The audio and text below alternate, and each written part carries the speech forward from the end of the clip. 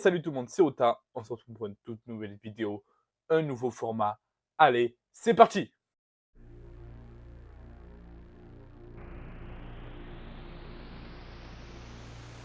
Voilà, on se retrouve avec Elodie Loisel. Elodie, comment vas-tu? Je vais très bien, merci Otaga. J'attendais cette interview avec beaucoup d'impatience. Je suis bookée. Ah là, j'en ai par-dessus la tête. Oui, en ce moment, je suis en train de finir mon prochain livre et du coup, j'attendais d'être à un moment un peu plus tranquille, on va dire, pour pouvoir, pour pouvoir te parler plus facilement. Pour commencer, ça va être simple, tu vas te présenter. Alors, je m'appelle Élodie Loisel, je suis auteure de nombreux livres, autant dans la jeunesse que chez les adultes. Donc, roman jeunesse, roman adulte. Je suis publiée chez Glénat, chez Punchline, chez Hugo Roman et j'étais publiée anciennement chez Ada Éditions.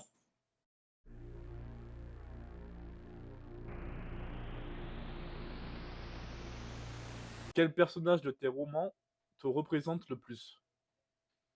Alors, c'est une bonne question parce que je pense que tous mes personnages, me ressemblent, un petit peu. Mais je pense que celui qui me représente le plus, en tout cas celui où j'ai donné le plus de moi, c'est le personnage de Henri Heller, qui est, un médium, dans mon livre, qui est un thriller, Henri Heller, Un hiver, maudit. Et pour moi, c'est vraiment le personnage, le plus qui me représente le plus, qui est un petit peu torturé, un peu névrosé, tu vois? Ça me représente tout à fait. Henri Heller qui est juste là. Voilà, exactement. À l'envers par contre. Non. Qui est juste là et qui est le livre préféré de ma grand-mère. Ah! Tu vois?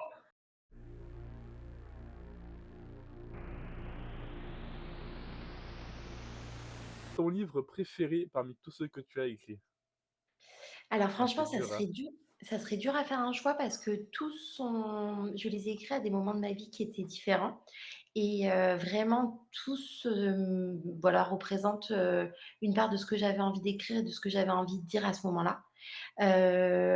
Si j'aurais vraiment 2 livres à choisir, bah, ça serait le tout premier, L'héritier de Merlin qui m'a mis quand même le pied à l'étrier et qui m'a donné envie d'écrire les autres.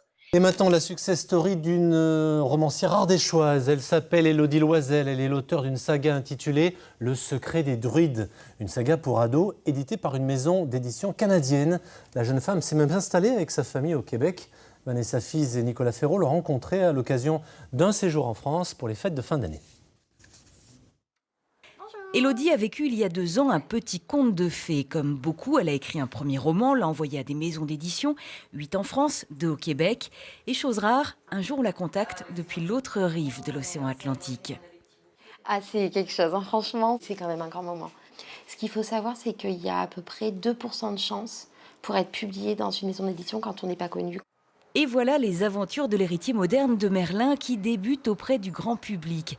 La jeune femme embarque au Québec avec son époux et ses 2 filles et se fait connaître et reconnaître. Le retour en France pour les fêtes de fin d'année est l'occasion de feuilleter un premier album souvenir. Le premier salon, ça a été un grand moment parce que le premier jour, ça a été dur. C'était la première fois que j'étais confrontée à mon public. C'est ma première ligne d'attente, ma première file d'attente pour venir me voir. Donc ça, c'est cool aussi. C'est quelque chose, la première file d'attente. L'héritier de Merlin est le premier roman d'Élodie Loisel, le début d'une saga en plusieurs tomes. On y suit le destin d'apprentis druides dans la forêt de Brocéliande. La Bretagne donc, mais l'Ardèche n'est jamais loin. Le héros est d'ici, de Meis.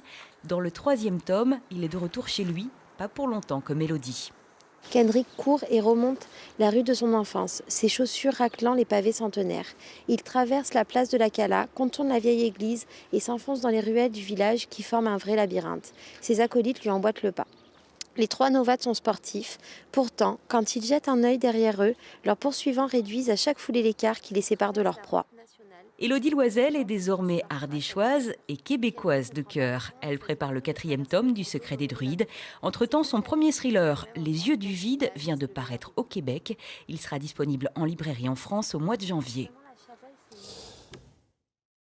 Et celui que je suis en train d'écrire, qui est de nouveau un thriller et vraiment j'en suis très, très contente. Ah, il m'a pris beaucoup de temps, beaucoup d'énergie et et beaucoup de nuits blanches, mais franchement j'en suis très contente. Encore des sons dépensés. Ouais, je crois, ouais. On va encore Très des bien, sous, ouais. on va encore dépenser des sous sur Elodie. Ta grand-mère, elle va l'adorer. Ah ouais? Mmh. Mmh. t'as pas une exclue, là, une petite exclue là pour le livre là qui va sortir? Du coup, ça va être un thriller. Il sortira alors peut-être au mois de novembre, bon ou peut-être début 2025 et on croise les doigts et c'est une enquête policière, sur, une île qui se passe en Bretagne. Oh, en Bretagne, les Bretons, c'est pour vous. Les Bretons, c'est pour vous. Dédicace aux Bretons. Spéciale dédicace aux Bretons, ouais.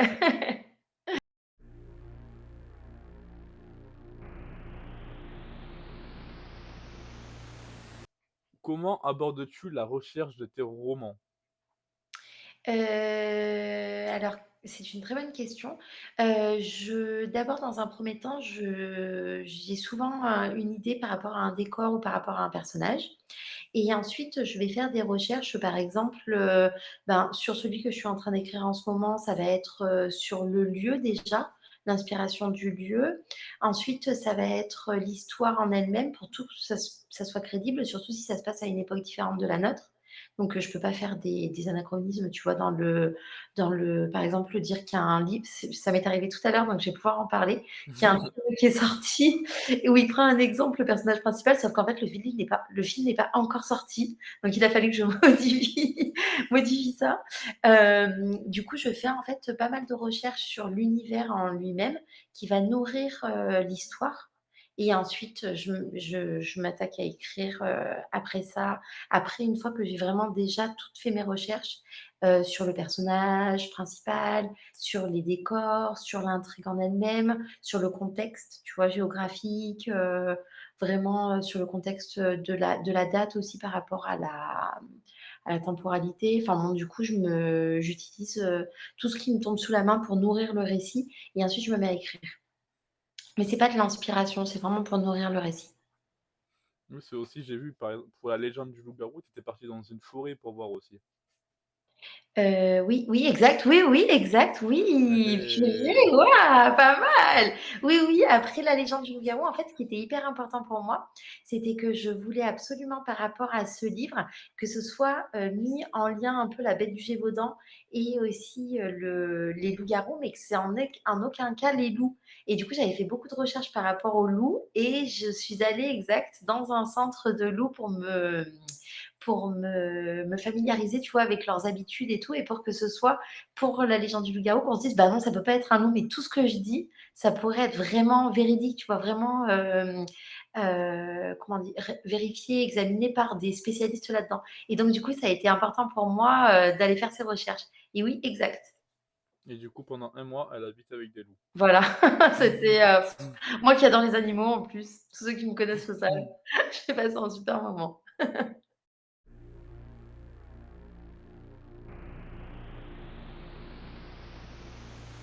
Quel thème, quel thème souhaites-tu exploiter dans tes prochains romans?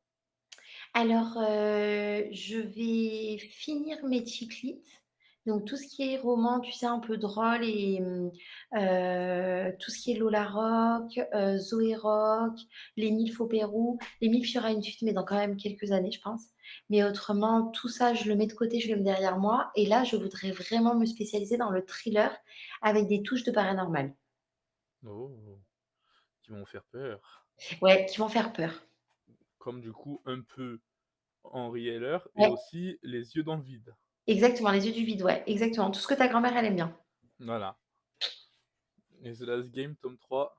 Alors Last Game tome 3, il y en aura pas. Last Game, c'est fini. Ah merde, j'aurais Heu, dû. je voulais ouais, ouais. La dystopie, j'ai adoré l'écrire, mais franchement, ça m'a demandé beaucoup, beaucoup de je voulais être tellement réaliste et tellement, à me dire ce que l'humanité pourrait faire, tu vois, dans le pire des côtés comme dans le meilleur, que franchement, j'ai tout donné dans ce livre. Lisez-le parce que vraiment, il vaut le coup, mais j'ai tout donné, j'en écrirai pas d'autres. Et en plus, dans le tome 2, il y a le meilleur des personnages. Exactement. Et du On coup, laisse la surprise.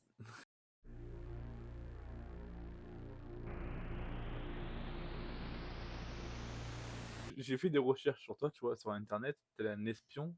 J'ai vu que tu avais un site, et sur des sites, tu mettais des photos, tout ça de tes conventions. Et j'ai vu qu'il y avait un truc conseil d'écriture. Oui. Et du coup, quelle est ta méthode d'écriture? Alors, conseil d'écriture, j'ai un peu lâché le projet en ce moment parce que du coup, je me Mmh. suis vraiment penchée sur mes livres, surtout que j'ai pas mal de livres à terminer. Alors la première chose que je fais donc c'est les recherches, comme je te dis pour nourrir le récit. Ensuite, je crée le personnage principal, le décor principal aussi où ça va se faire et ensuite petit à petit je brode par rapport à ça. Donc on va dire d'une phrase, ça devient 10 phrases, de 10 phrases, ça devient un chapitre, d'un chapitre, ça devient, 10 chapitres et ainsi de suite. Mais, d'abord je fais un plan, je crée toute l'intrigue, je connais la fin avant d'attaquer, l'écriture, du premier chapitre et j'ai vraiment tout le squelette avant d'attaquer, tu vois, tout ce qui va être, l'écriture en elle-même. Donc ouais, voilà, ça va être vraiment ma façon de faire. Je vais pas écrire, spontanément, j'ai pas d'écriture spontanée. Ouais, Contrairement au style, le style est très spontané, mais le travail en lui-même, derrière est beaucoup plus, tu vois, il y a un plan vraiment très travaillé. très, très travaillé. Très, très, très travaillé. Tu devais être forte en exposé en cours. Ouais, j'étais pas mauvaise, je t'avoue. Pas pour tout, hein.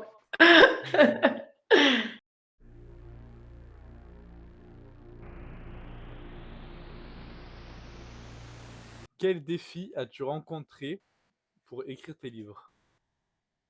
Et ben, je suis pas très bonne en orthographe et je suis dyslexique, donc je pense que ça a été la première difficulté, pour écrire parce que, bah, être un écrivain dyslexique, c'est pas évident, c'est pas facile. Maintenant, c'est plus facile parce que mes lecteurs, soit ils sont dyslexiques, soit ils le sont pas, mais du coup, ils s'habituent au style. Donc pour moi, ça a été vraiment un vrai challenge de me concentrer sur la construction des phrases. Sur vraiment, on va dire, les petits détails et la façon dont on construit une phrase pour qu'elle soit compréhensible pour la majorité des personnes, tout en ayant quand même cet handicap d'être dyslexique. Handicap, léger évidemment, mais un handicap quand même, surtout quand on est écrivain. Et en plus, toi qui écris au Québec aussi. Oui, enfin, je suis traduit je suis québécisée, on va dire. Et québécoisien, international. Ah Une l'entends mon chemin, pre première invitée sur ma chaîne, elle est internationale. la classe.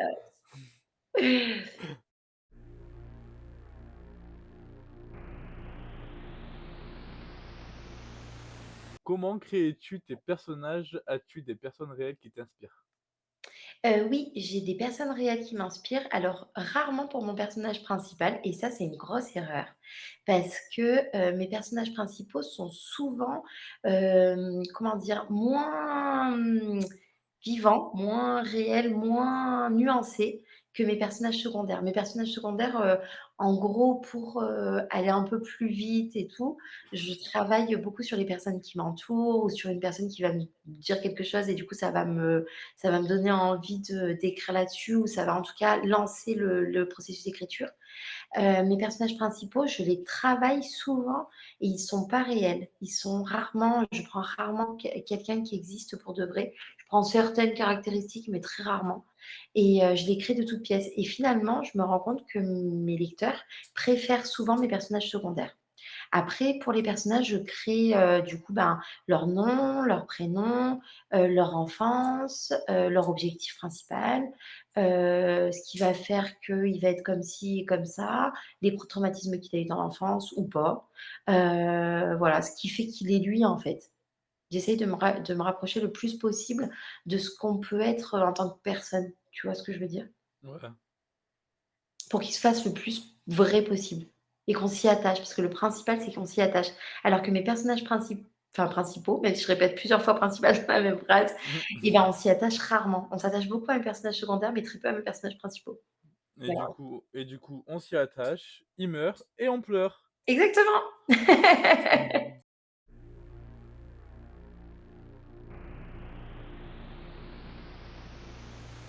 Quel message espères-tu transmettre à travers tes livres? Oh purée, ça, c'est une sacrée question, j'adore! Boum, coup c'est KO au Je me premier suis round. jamais waouh! Je me suis jamais préparée à cette question. Alors, bah, moi, la base de tout, en fait, tu vois, je suis issue d'une famille nombreuse.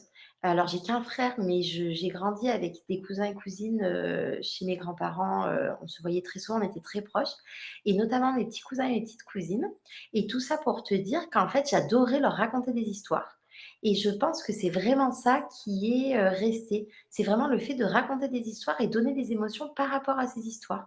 Donc soit la peur, soit le suspense, soit, ben, rire et c'est vraiment donner des émotions. Alors, je sais pas si j'ai vraiment un message à transmettre, mais en tout cas, ce que j'adore, c'est quand j'ai un lecteur qui revient ou une lectrice qui revient qui me dit: «Oh là là, j'ai pleuré parce qu'il s'est passé ci ou parce qu'il s'est passé ça» ou «Mon Dieu, qu'est-ce que tu m'as fait rire avec les milfs» et ça, pour moi, c'est hyper important. J'ai pas vraiment de message à passer, mais vraiment de faire ressentir des émotions à mes lecteurs. Je sais pas si j'ai bien répondu à la question, il Oui, faudrait oui, le oui, faire la oui. prochaine fois.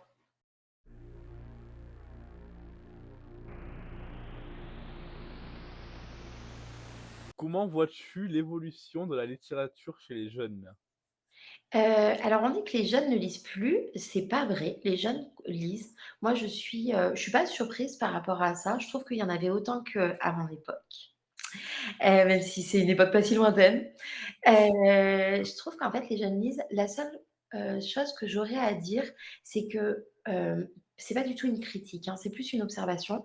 Je trouve que les bibliothèques, bon alors sont de plus en plus nombreuses, mais le sont pas tout à fait ou les professeurs de français le sont pas non plus, c'est pas tous les professeurs de français, hein, pareil, je veux pas faire une généralité, mais en fait ouverts sur la littérature qui se fait actuellement et du coup ce qu'ils proposent à leurs élèves ou ce qu'ils proposent, à leurs lecteurs quand on est en CDI ou en bibliothèque, bah, ça va pas être ce que le lecteur attend. Si tu veux, par exemple, Émile Zola, c'est génial, franchement, moi, c'est un de mes auteurs préférés. Maintenant, je mettrais dans les mains, par exemple, ma fille qui a 13 ans, je lui mettrais pas de suite Au bonheur des dames, tu vois? Je lui mettrais peut-être un livre qui correspond plus à ses attentes et ce qu'elle regarde à la télé, par exemple des mangas ou des choses comme ça, pour l'amener petit à petit vers Émile Zola et ça l'empêchera jamais de lire du Émile Zola quand ça sera abordé d'une bonne façon, en fait. Je trouve que la littérature actuelle, je trouve pas que c'est les jeunes qui sont mis en cause. Je pense que vraiment la littérature actuelle et les émissions qui sont faites sur la littérature, elles sont pas du tout adaptées par rapport, au fait que par rapport aux jeunes, en fait. C'est ça qui m'interpelle en tant qu'auteur et souvent quand on a des lecteurs, j'ai souvent des jeunes lecteurs, quand on a des professeurs de français et ben, je vais dire qu'il y en a la moitié qui sont hyper ouverts et qui sont vraiment très curieux sur la littérature qui se fait actuellement et l'autre moitié qui ne l'est pas du tout et je trouve que ça, c'est dommage. Parce que moi, je sais qu'avant, je lisais que des mangas, Ouais. jusqu'au jour où je t'ai rencontré, et maintenant, j'ai je sais pas combien de romans de toi. Et ouais, c'est vrai. Mmh. Mais en fait, je trouve que c'est ça, en fait, on dit que le manga, c'est pas de la littérature ou quoi, mais en fait, c'est pas du tout vrai.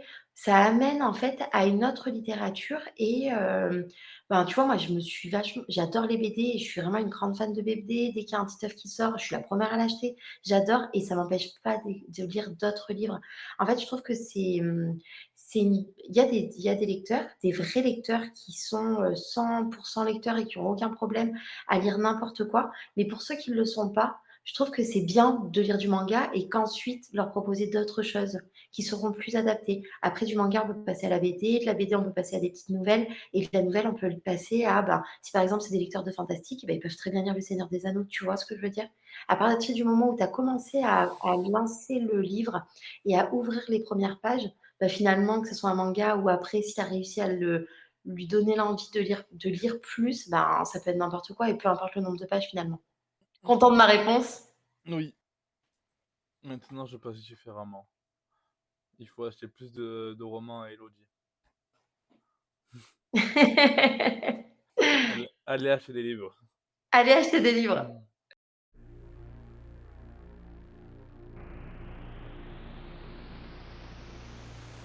Que dirais-tu à un jeune lecteur qui souhaite devenir écrivain? Ne fais pas ce métier.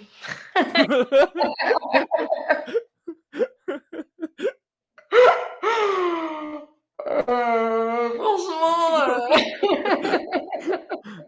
Fais de l'intérimaire, je lui dirais accroche-toi, je lui dirais dans la vie, en vrai, pour faire ce métier, il faut, 5 de talent, 10 de chance et 85 de ténacité, de rage, d'envie, de rien lâcher. Mais autrement, franchement, il y a tellement d'autres beaux métiers où tu es bien payé.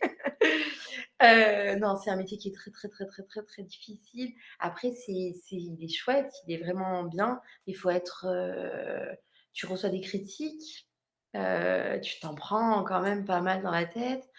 Pour être publié à l'heure actuelle, c'est 2 de chance, donc ça veut dire que tu dois publier toi-même ton roman. Non, il faut être accroché, ouais. Il faut être Ouais, c'est accroché. c'est un peu comme YouTube, quoi. C'est un peu C'est quoi? c'est un peu comme YouTube, quoi. Tu perces, selon ta chance, quoi.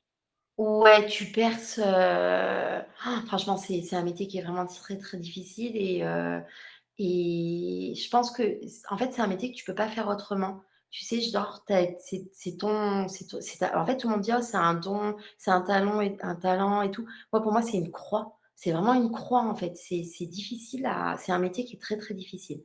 Il faut Mmh. être, armé, surarmé et bien entouré et il faut vraiment croire en soi, quoi. Il faut avoir une confiance, absolue et pourtant ta confiance, elle est souvent ébranlée, je te le dis, hein. On te reconnaît pas dans la rue, toi, encore? De quoi? On te reconnaît pas dans la rue, toi, Oh encore? non, «Ah, c'est Elodie!» il y a que toi qui me reconnais.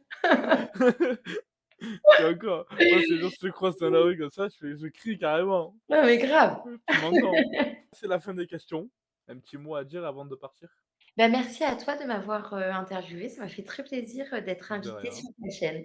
Mais Vraiment oui, super. Merci beaucoup. de rien. Donc voilà, j'espère que vous avez aimé ce nouveau format.